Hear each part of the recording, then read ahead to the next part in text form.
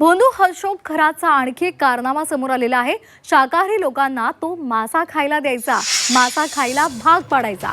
पाण्यातली वनस्पती आहे असं सांगून त्याने अनेक शाकाहारी लोकांना मासे खाऊ घातलेले आहेत।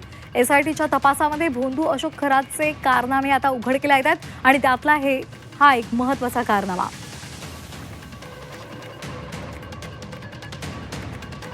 यावर आपण एक नजर टाकूयात ग्राफिक्स मधून। शाकाहारी लोकांना मासा खायला तो भाग पाडायचा। पाण्यामध्ये वनस्पती आहे असं सांगत त्याने अनेकांना मासा खाऊ घातलाय। मासा कापल्यावर रक्त येत नाही असं सांगायचा। माशामध्ये हाडं नाहीयेत, पाण्यातली वनस्पती आहे असेही तो सांगायचा। जैन धर्मीय व्यावसायिकांची त्याने अनेक लाखो रुपयांची फसवणूक केली आहे।